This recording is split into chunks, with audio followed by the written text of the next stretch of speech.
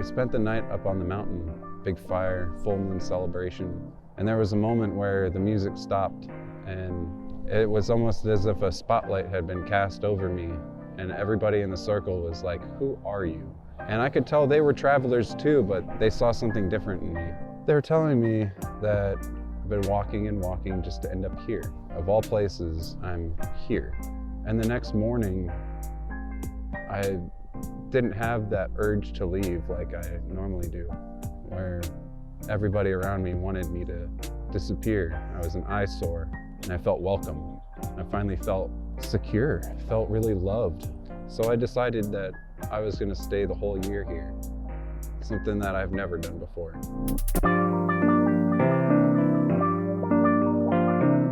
I had gotten out of jail for burglary. I was sleeping in an abandoned house down the street from my family because I had gotten kicked out. I like to slip out in the middle of the night, and one night I found my window locked. So I decided to stick it to the man and stay outside. You know, I'm just never gonna come home. And I started sleeping in an abandoned house across the street, and I went and stole a whole bunch of chicken fingers from a restaurant right out of their freezer. I was sitting there eating them raw, and I'm thinking, wait, you're supposed to cook chicken. And I found in my neighbor's yard, people I've known for years, I was thinking I could just use their charcoal grill. And no, they're gonna spot me. I can't do this on their property. I can't just go to their house and start cooking chicken. So I took the grill and I brought it into the house, inside, and I opened up all the windows, and I forgot that a charcoal grill makes smoke, right? So here I am eating off of this charcoal grill, and I see red and blue. How patriotic. Cops are all over the place. They're all over. And they're telling me that they're gonna take me to jail. Here I am, a 16-year-old kid.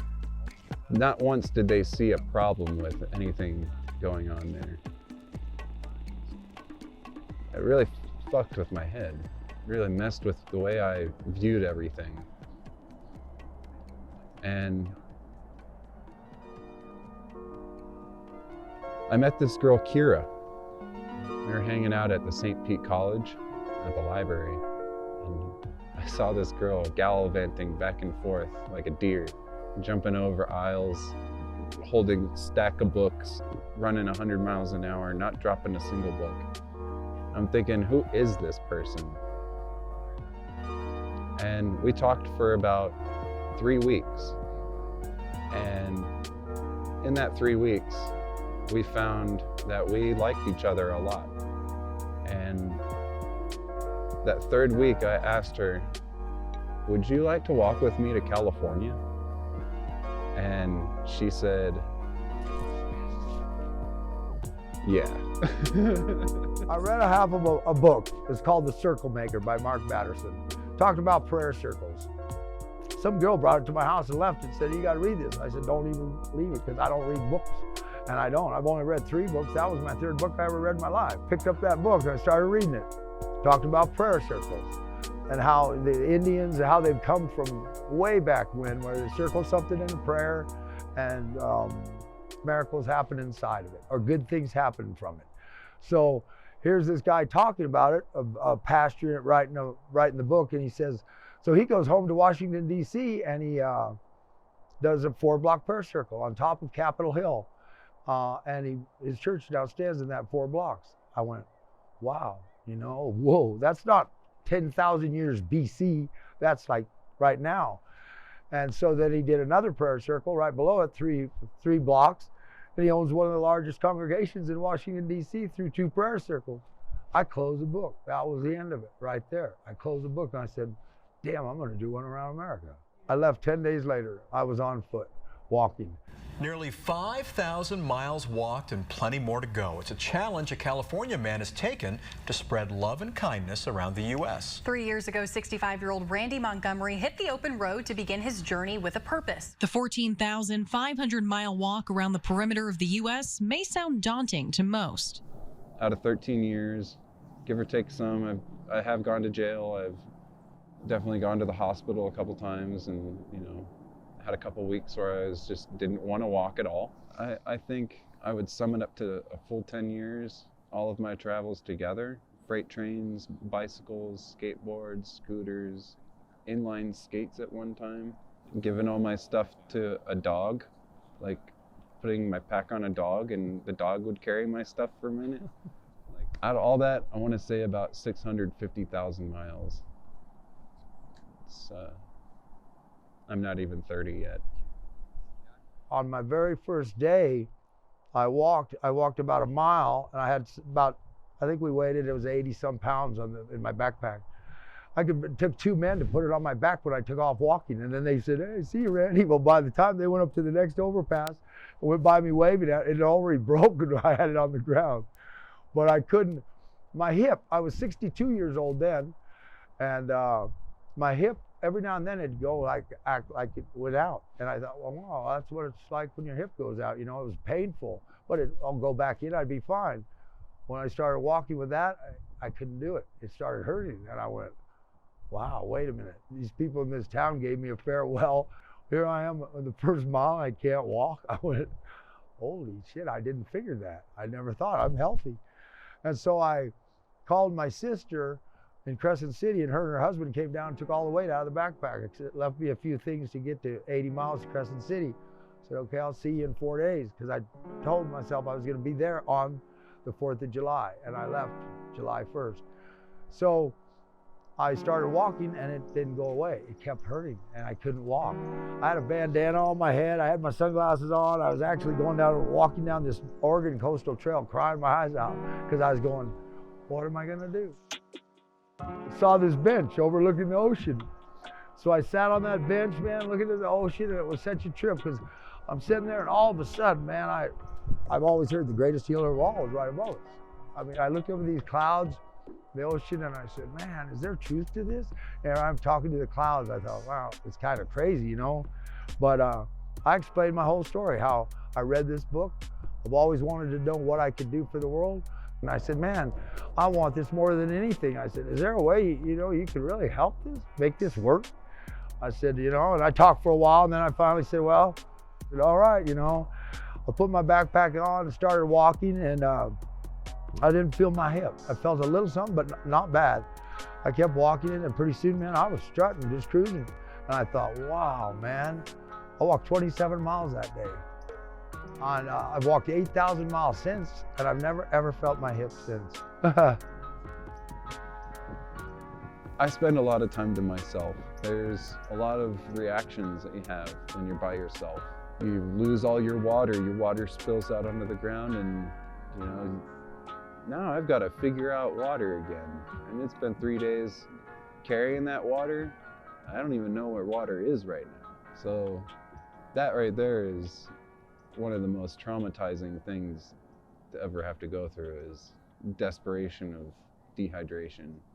I turned my house over to a property management. I built a beautiful home here. And so they were going to rent it out, and I would have it taken care of while I'm gone. Well, I had to put a roof on it. A contractor friend of mine was kind of overseeing that, and he said, man, we got to put a roof on it. So I called and ordered all the roofing supplies dropped off at the house, paid for it, and had a roofer going to fix it. And then I took off through the Northern Cascades, and everything was peachy. Well, when I got out on the other side, I had a call. My friend called me and said, man, I'm standing in your house and it's devastated. I said, what do you mean devastated? He goes, well, apparently he didn't cover the roof, and it rained for 4 days. It ruined the whole inside of my house. Absolutely ruined it. Dropped the downstairs floors onto the ground and flooded it, and came through, and it was rough sawn cedar, so it stained it all, went in the insulation. And anyways, I came to the point, I was in Twisk, Washington, and I stayed up all night, sat in the middle of this field. There was a bench all by itself looking at these beautiful mountains. I sat there going, what am I gonna do, man? Do I quit, go home, fix my house, and live happily ever after here? By then I'd walked, probably 1,000 miles, and but something hit me and said, you know what? It's a pile of sticks on a pile of dirt. Man, what I'm doing has a chance to be a positive input And it's real, man. It's like I'd already gained so much. I said, you know what? Nope, it's a pile of sticks on a pile of dirt, and I gave it up. So the loneliness grew into something different. And out of loneliness, I found everything. And it's much like the Buddhists say, you look within, you find all the answers. It's very true. We are 100% all reflections of each other. When I jump on a freight train, I see those people as I'm passing by on the car, and they're sitting there ready. They're so ready to just get on with life. And I'm having the time of mine. Like, I'm experiencing something foreign to them, and it's right in front of them. In the woods, you're in the present moment. You don't have a choice, because you're walking around and you're seeing the woods. You're seeing what the river looks like, what the trees look like. It puts you in present moment. On my walk, I'd find myself thinking about the town I'm coming to, and what's it like, and what am I going to see there? And I realized that I'm not even where I'm at right now. And I'd actually close my eyes walking. I'd close my eyes on the side of the road, and I'd turn around backwards. I'd look 100 feet behind me. I'd open my eyes up, say, I'm not there right now. So at this moment in my life, this is where I'm at, right here. And every time I did that, I thought, I've got enough food, I feel good, I'm healthy, everything's beautiful. And everything was always beautiful when I came to the present moment. It was 58 below zero when I walked into Grand Forks, North Dakota, and I was camping and living in my tent that whole way. Spent a week afraid to go to bed at night because I thought I'd wake up dead, wake up numb, froze. I really have to do drastic things in order to survive. I've got to do messed up things. I found myself eating roadkill, drinking animal blood, climbing inside of an elk in the middle of the Grand Canyon when there's a good 9 feet of snow on either side of the rim in Tucson and Jacob Lake. And you're not even supposed to go out there. Everything's barred off, and I went and made snowshoes and walked down out there. And yeah, I don't think anyone knew I was out there. My blankets were soaked. Yeah, climbing inside of a dead elk was the smartest thing I could have done, honestly. It was disgusting. My clothes smelled for quite a few days, and my pack even smelled kind of gross. You know, watching Star Wars, Han Solo finds Luke Skywalker and Hoth and cuts open the tauntaun that he rode and stuffs him inside of the organ patch and keeps him alive long enough to get survival team. That's a real thing. That actually worked. I was on the edge of America the whole way. I got a map that in my bedroom, but it shows Felpin where I went, and it's right on the edge of America the whole way. She said, so what's your strategy? How are you gonna go? I said, well, I'm gonna leave here, and I'm gonna walk till I hit water, and then I'm gonna turn right. I'm gonna walk till I hit the Canadian border, I'm gonna turn right. Till I hit water again, I'm gonna turn right. When I hit water again, I'm gonna turn right, and then I'm gonna be home. You know, when you say to the universe, okay, I'm gonna do this, and you do it. And you say, I'm gonna do this, and you do it. I'm gonna do this, and you do it. Well, when you go to do something, the universe already knows, said, by God, you're gonna do it, I'm gonna help you, and things are gonna work. If you go, I'm gonna do this, and you don't, I'm gonna do this, and you don't, pretty soon you go, I'm gonna do this, and the universe says, good luck, let me know how it comes out.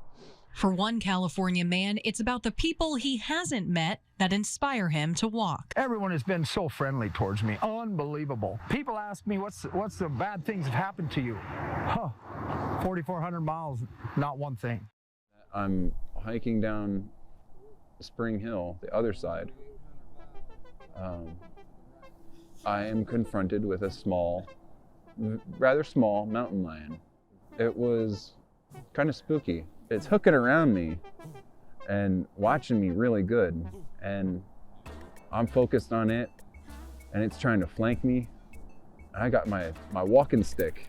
I got my walking stick right here on my back, right? And the side of it is sticking out right here, and it catches on the manzanita, and it drops me right to the ground, dude. That cat hopped, cleared the distance. It was like 20-something feet between us. Jumped one time, right on top of me. Cleared that whole distance. It was amazing. Hopped up on top of me. I'm fighting it with my arms and trying to like pinch it with my legs. I'm having a heyday trying to push. And I get my knife out and I stuck my knife in its belly. I stuck it in the belly and it hopped off and it took off running and the knife fell out of its stomach, like down a ways. I've had a bear in the same trail square off with me, but I punked it and it took off running.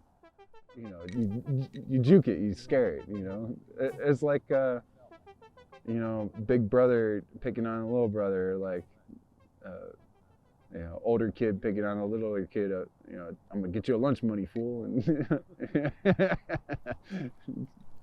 just punk them, you know, you make them feel like they're small. And, you know, you kind of have to bully a bear a little bit because they're gonna get that inch and go a whole mile. You know, oh, I can get within 10 feet of you, that means I can kill you. That's 0 to 60 right there. A bear smacks you, you need to go. I've been wearing these pants for 8 years straight. Originally a Carhartt pair of pants, right? And then one hole turned into another. And then eventually I started stitching carpets on here, gloves, pieces from hats and scarves, other backpacks and other pants. I use dental floss for everything because dental floss is much stronger. You can see it's fiberglass, so it's not going to fray and rip like twine or thread might do over time. May the sun always shine on your face and the wind be at your back. 17 pairs of shoes. 17. And that's boots. You know, I wore Danner hiking boots, so I wore out a pair of those. Tennis shoes that last a couple 100 miles, and they were brand new, but the bottoms were well off of them. There's definitely a lot of wear on the body. My organs definitely took a heavy whooping from malnourishment and dehydration. I had ground down part of my knee walking 10 miles every day, carrying a 100-pound pack. A man told me a long time ago, he said that most of you hobos die at 50. And what you did is you went and traveled 10 years, or you went and put 50 years on your life. And now I'm gonna feel like I'm 100 when I'm 60. Everywhere I stopped and sat down for a bit, I looked like a 90-year-old man when I got up and started walking, but after about 100 feet or so, it would start loosening up and I could walk again. I've witnessed a lot of elder pain. I see our elders out here. When I'm walking down the highway, it's usually the elders that stop and ask me if I'm okay. It's usually old people that ask me if I need anything. You taking off? Oh. Yeah. No, man, when I'm done with this, I might be done walking for a while. I might take boats or cars or something, but I don't think I'll walk. I've 2,500 left to do from Houston, Texas. I made it all the way around to Houston, Texas. Now I've got from Houston, Texas to Arcata left to finish. Walk in a circle to create a miracle, visualize it, create it. That's my old shirt. Then it says believe down the sleeve. And you know, if you believe it, guess what? You can create it. And once he's completed his trip around the country, Montgomery says he hopes to sail around the world. And he also says he wants to visit all the friends that he made along the way. It's ambitious. Very ambitious. Good. He was an incredible guy.